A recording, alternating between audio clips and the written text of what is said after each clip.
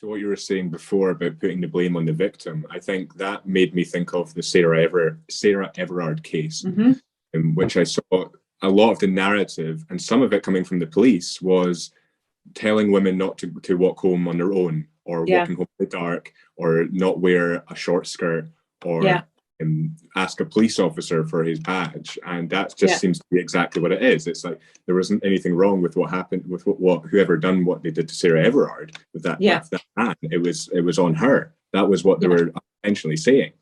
It was horrible. Yeah, and I think that is very, very common. We do as a society blame women for things that happen to them. And until we change that focus and focus on the perpetrator, it almost lets the perpetrator off with, well, they can't help themselves. That's just what, it's almost like saying that's what men do. And I think that's unfair to men as well, to say that, men can't help themselves in these situations. So if you get drunk and wear a short skirt, you're going to get raped, and actually you might get murdered as well. I'm quite sure most men are not like that.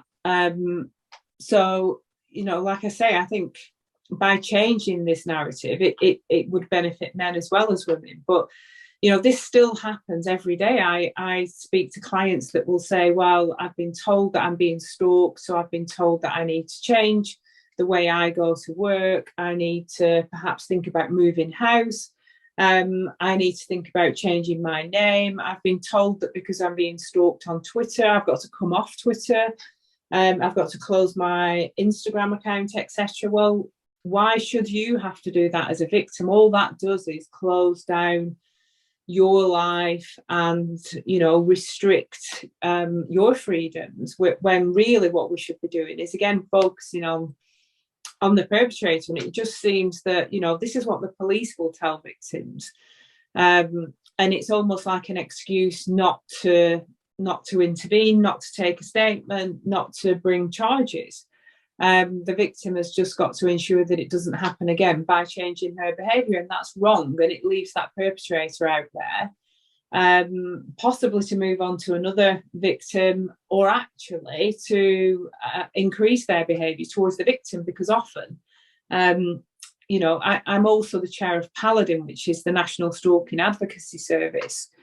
And, we've been saying for years that this is really dangerous advice that the police give about this. And if you tell a victim, well, just change your telephone number, then that often actually escalates the behaviour of the perpetrator and puts the victim at more risk. Because when we look at stalking, we're looking at somebody who is obsessed and fixated on the victim. So do you really think that by changing your mobile telephone number, the perpetrator is going to say, okay, well, that's it, that's the end of the line, isn't it? All they're going to do is change their behaviour, and perhaps they're going to have to start doing things more directly. So maybe they're going to have to start turning up at your place of work for you to notice them, because they can't leave that message on your answer phone, or they can't send that text message to you.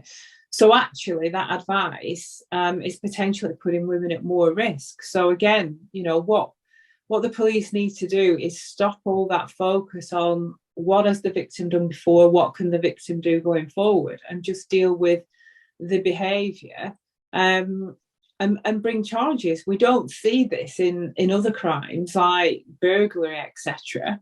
And it just seems to be crimes that disproportionately affect women that are treated in this way.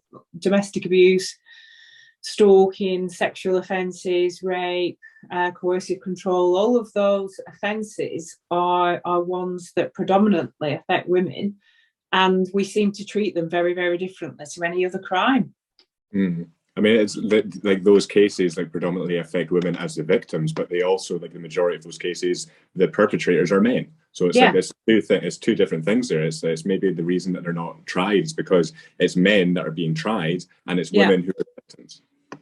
Yeah, absolutely. And I always talk about, again, this has all come from what victims tell me, but in far too many cases, I won't say every case I deal with, but the majority of cases, when victims do report these crimes to the police, very often they're met with an attitude of disbelief.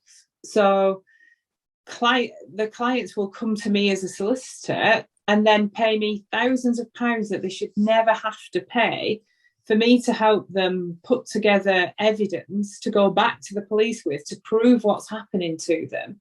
Well, that's the job of the police, to investigate crimes. It's what they do. You know, if you report a burglary, you'll have the scenes of crimes van come round, they'll be taking fingerprints, etc.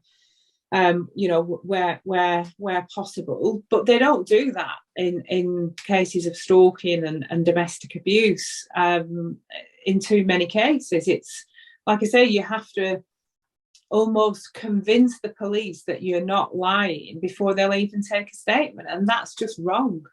Mm.